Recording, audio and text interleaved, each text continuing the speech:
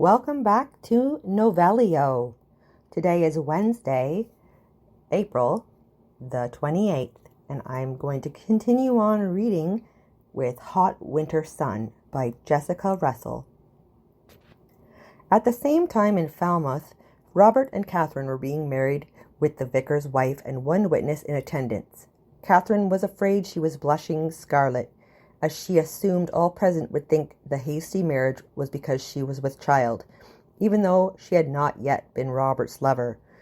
At length the marriage lines were provided, and the two were on their way to spend one night at Briarwood and depart the next day for their honeymoon. "You look pale, Kathy." "Sweetheart," Robert said, "I hope you are not anxious or upset." "I am both. I wish we could leave immediately for Venice," she replied. "I feel ill prepared to face your family." "Be your charming self, my love, and they'll be won over as Julian and I were." "Julian? He's the one who concerns me most. He will turn them all against me." "Nay, that will not happen. Besides, once they see and hear you, they will realize that class means little in this case." He leaped from his horse and called for Lance. "Lance," Robert said as he helped Catherine down, "you have the honor of being the first of the staff to meet my new wife, the former Catherine Trefellner." It was just like Robert not to hedge, but rather make the announcement as if he were speaking of the weather. The man did a good job hiding his surprise and touched his forelock, bowing slightly to Catherine. He did not betray it, but Catherine knew that he was aware of exactly who she was. "Welcome, mistress. If I can ever be of service, don't hesitate to ask," Lance said. Catherine never forgot his cordial welcome and his effort to conceal any surprise, and through the years always held him in high regard for that reason. He then turned to Robert. "Without a word to anyone, sir, your brother may be a bit offended that you beat him to the altar." The servants always spoke more freely to Robert than his twin. It was not that such remarks would offend Julian. It was simply that his imposing demeanor, which some went as far as to call arrogance behind closed doors, made the staff less inclined to speak to him in a jocular way. "Yes," Robert said to Lance, "for all his claiming he will never marry, it will likely be as you say." Catherine smiled, looking far more confident than she felt, and when they entered the manor, she was impressed all over again with its splendor. Its E-shaped structure dated it without a doubt, as Briarwood was built in the days of the great Elizabeth. It had a center wing with two smaller ones on either side. The hall was lofty, and there was a long refectory table with several chairs around it, and on the wall a full-length portrait of that famous queen, looking severe in an extravagant neck ruff with pearls in her hair. Catherine suddenly felt completely overwhelmed, thinking how she would shortly be living there as its mistress. She straightened herself in an attempt to look calm and composed, but she was far from that. She heard Robert calling for members of the household and instructing one of the maids to bring wine and glasses as they made their way to the main parlor. Jennifer was first to make an appearance, looking somewhat confused. She was an attractive woman whom Catherine guessed to be in her late 30s, and wore a rose-colored day gown which offset her light brown hair and dark eyes quite beautifully. She was a petite woman, but nevertheless had great presence, perhaps the dignity one learns when raised as gentry. Catherine mused to herself. She also thought Jennifer had a pleasant demeanor, although she seemed to become immediately alert when Robert introduced them by their first names only. "Well, naturally she would. If you haven't guessed yet, Jennifer, I have eloped, and this beautiful creature is my new wife." Jennifer was completely at a loss for words, but propriety demanded that she step forward and welcome Catherine with a kiss. Finding her voice, she finally stammered, "Robert, congratulations. Why, we had no idea. You never mentioned." Just then her husband made his way into the parlor, and standing next to his wife, Richard received the news as well. He attempted unsuccessfully to conceal his shock, but Catherine was nevertheless grateful to him for trying. He was the classic Cornish gentleman, almost as tall as the twins, who were quite tall, and he had a ruddy complexion, light hair and eyes, and a physique that was still trim, even though he was probably approaching his mid-40s. Most women would have remembered it all as a blur, but Catherine subconsciously logged every detail.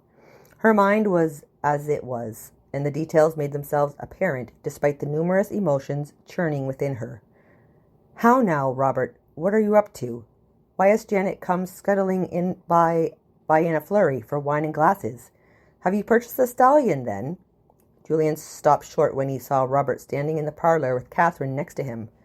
It took him a few moments to place her, still dressed in her creatively designed riding habit and wearing her hair in a lovely upsweep. She literally sparkled of beauty and happiness. The gimel ring she had once secretly worn on a chain around her neck was now on her left hand. Her expression was entirely unreadable when her eyes met Julian's, and her mind flashed back to several days before when he had approached her as her father shoed his horse. "You work too hard, Catherine," he had said. "Why not steal away with me and have some cider at the Jolly Wagoner," referring to a local inn where many villagers, merchants, and gentry stopped for a bite to eat or some ale. "And for what purpose would I wish to do that?"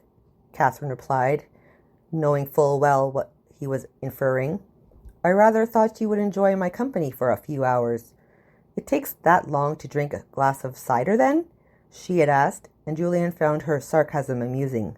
"Well, I'm sure there are other ways we could spend the time. After all, there is more to life than business and work. A little pleasure in a merry bed never hurt anyone." She remembered giving him a quick, sharp retort at that, and how he laughed as he mounted his horse and rode off.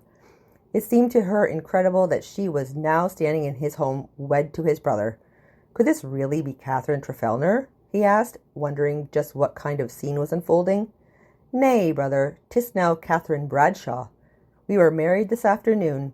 We leave for Italy tomorrow, but of course I could not disappear with no word to anyone, so I decided Catherine must meet her new family and celebrate at least with a toast before we are off." "You do this thing without even discussing it with me?" Julian said, ignoring Catherine. "Julian," Jennifer said, although she was every bit as shocked as he was by the sudden announcement. She did not want to be impolite or embarrass Robert in front of his new wife. Robert, never letting go of Catherine's hand, told his brother that he would explain later why they took such a mysterious approach to their wedding. "And it's certainly not what you may be thinking." At this, Catherine flushed scarlet, having never known a man, but she wasn't surprised that Robert had directly and laughingly addressed what was surely on all their minds. "I think you are absolutely ridiculous, and this stunt you have pulled will not bode well with our father. Did you even discuss it with him?" "Julian," Richard said evenly, "Janet is coming with wine for a toast. I think that you and Robert can speak later about this, after Catherine is properly settled." Reminding me of my manners when they are just as shocked and annoyed at the whole matter as I am. Well, at least I'm not a hypocrite. I'm not going to stand here and pretend I think it's a joyous occasion, but it's not. Obviously, he got the girl pregnant and felt it was his moral duty to marry her, despite his other responsibilities. Catherine felt completely stripped of all the confidence she had tried to build up for the encounter. For a moment his gaze held hers as if in a challenge, but she said nothing, and it was as if she did not have to. As Robert spoke immediately, "Our father will be pleased that I have found a wife to make me so happy, but if he is not well, I am 31 years old, Julian," Robert said, smiling. "Well, we'll see about that," Julian replied, and strode from the room as if he were leaving an annoying soiree filled with inconsequential people. Catherine tried not to let any hardness show on her face, but there was much she would have said if she had wanted the calmness in the room to erupt into a furious argument. Good enough to join him in bed, but not want to marry his brother. "Ignore him, love. He'll come around," Robert said, and just then Carinza walked into the room. "Good heavens," she said. "Julian nearly trampled me in the hall just there. Whatever is his trouble?" She then turned and saw Catherine and Robert standing to her right, just as Janet and Rose arrived with wine and glasses. "I have news that shocked him, Carinza," Robert replied. "I have married. This is Catherine, my new wife." "Oh, Catherine from the blacksmith shop?" There was an awkward pause, and Robert was irritated at Carinza's blunt remark, but Catherine was quick to fill the silence. "Yes, I am," she answered, realizing she could not simply respond only when congratulated. "This may seem very sudden, but Robert and I have known each other for quite a long time. We kept our friendship quiet because of my father. I'm sure you're all aware that he's a staunch Puritan and would never agree to his daughter marrying into a royalist household." Richard could not suppress a smile when he heard her skill of speech and ability to keep her composure when put on the spot in an awkward situation. He exchanged a look of amazement with his wife, which they both tried to hide, as neither were prepared for her poise and elocution. Robert felt enormously proud of how she had subtly turned the tables by indicating it was her father who would have opposed the match, and that was why it was kept quiet. "Yes," Carinza stammered, "Puritans certainly believe us royalists are the spawn of the devil." This evoked a chuckle from the group as Catherine came forward to accept Carinza's congratulations and kiss. She remembered Robert speaking of her as a distant relative and immediately felt sorry for her. Perhaps this was why she made a point to state what everyone knew, that Catherine was a villager of no means and Carinza was a royalist. Catherine could not help but notice the young woman's striking features, but understand appearance. She had an inviolable figure and hair of such a deep red that it almost appeared black. Her eyes were unusual as well, very light brown, nearing the shade of topaz. However, her gown was as a lackluster gray, and she wore no gems or accessories to accentuate her image. "Your hair is such a lovely shade," Catherine said. "I always wished my coloring was more striking." Naturally, Catherine knew she was attractive, but seemed unaware of the fact that her fairness was partly what gave her the ethereal, angelic look that enchanted so many would-be suitors. "Oh, but you are a beauty," replied Carinza. "Your coloring would make no difference, although it was quite attractive." Catherine thanked her kindly as the awkward moment was glossed over. But even as she returned the compliment, she thought she saw a rather cold gleam in Carinza's eyes, almost as fierce as the one that was in Julian's. "I am imagining that. Why would Carinza care who Robert married?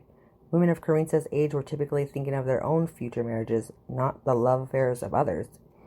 After sharing a drink and all the appropriate introductions were made, Jennifer seemed anxious to take her brother's new wife up to Robert's rooms, and to Catherine it appeared that she was somewhat dismayed when Carinza insisted on doing so.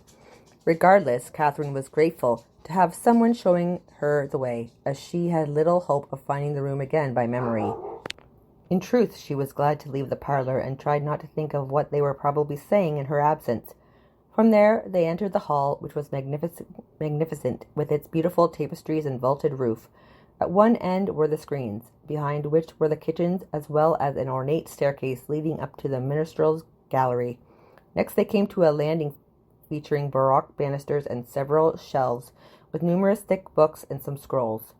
After that there were more stairs, which led to a gallery of portraits in which Catherine was immediately interested, an open area with some intricately carved benches. Catherine was awestruck again with the majesty of the place. "You can call me Carrie if you like. Most of the family do, although you're probably thinking it's a frivolous name for one as plain as I." "But indeed you are not," Catherine replied. "You are quite attractive." Carinza only smiled in response, and Catherine resolved to call her Carrie frequently, to make a point that she thought the name was suitable. In truth, Carinza was a good-looking young lady, but Catherine could see that her personality may work against her. Catherine's exceptional perceptiveness concerning people told her at once that Carinza had a sort of inferiority, although she could not imagine Robert's family treating her that way. Catherine immediately planned to extend friendship to her whenever possible. "I fear I have few things to unpack," Catherine said, "as I have not yet acquired my trousseau. We married so abruptly that there was little time to see to such matters, but of course I am telling you what you already know." "Where did you say you were headed for your honeymoon?" Carinza asked with appropriate congeniality, whether forced or genuine. "Venice," Catherine answered. "I know everyone goes to France. It's just that I saw France once, as my mother was half French, and I always longed to visit Italy." "It's interesting that you have some French blood, too, then," Carinza smiled. "Yes, although not as much as Jennifer and the twins. I always found it amusing that Jennifer is the image of her father, while the twins inherited their mother's looks. You'll see when you meet Lord Justin. Italy is very romantic," Carinza went on. "I consider it perfect for a honeymoon." Catherine had been about to respond, but just then they heard a noise from a small alcove off the bedroom. Carinza had looked in that direction several times already, and at this point went over and pulled back the drapes. A young, attractive woman stepped out almost at once. She was clearly some type of upper servant, as her attire indicated, but she had a somewhat haughty air about her that made Catherine wonder exactly what her position was.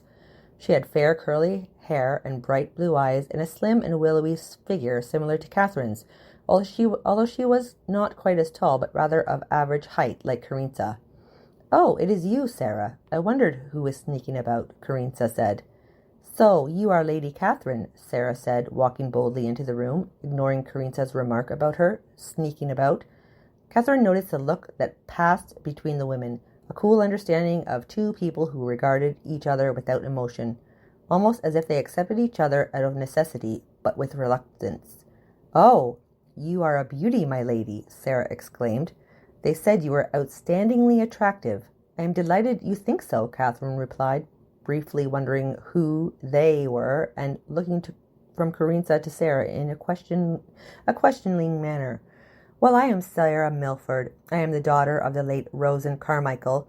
Catherine learned later that Sarah had been married to Benjamin Milford, who had died of ague after the birth of their child Nathan. "My mother was a very important lady, was she not, Carinza?" Carinza agreed, but in a rather terse way, and Sarah continued. "She was in charge of all the servants until she died. Now that is my job. I have been here since I was a baby. Lord Bradshaw is very fond of me.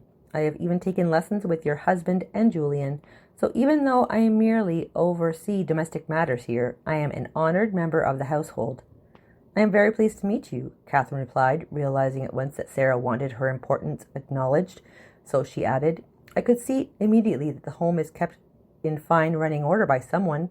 I'm glad I have had the pleasure of meeting that person." At this, Sarah smiled broadly, and Catherine thought looked a bit maliciously in Carinza's direction. "I could hardly believe the news when Janet told me. You surprised everyone by the manner in which you and Robert were wed," Sarah continued, but Carinza immediately interrupted. "Sarah, I wonder if you would go and ask Rose to bring some water for Robert and Lady Bradshaw, as they will want to wash the stains of the journey away before supper." Carinza's instructions were a cool dismissal, and Catherine thought she seemed more than pleased to dismiss her. Sarah gave Carinza a somewhat haughty look, but said nothing as she left. "Well, I see the candles are already ready to be lit, and Rose should be along shortly with the water. I hope you shall be comfortable. Feel free to ring the blue and gold bell rope if you want anything before Robert comes up, as it will sound directly in the servants' quarters, and someone will come at once." "Thank you. You are all so kind." Carinza smiled at Catherine with the benign expression that Catherine likened to that of someone determined to help one feel comfortable. However, when she turned and caught a glimpse of her in the mirror, it appeared as if a different woman were standing there. Her expression had changed entirely. It looked as if her eyes had narrowed and her mouth had hardened, as if a friendly mask had slipped away to reveal a sinister person underneath, and she turned around sharply. However, Carinza was there smiling at her. "Well, I will say goodbye and see you at dinner." "Thank you, Carrie," Catherine said. After the door had shut, Catherine stared at it blankly for a moment. Did she really look at me that way, almost as if she hated me?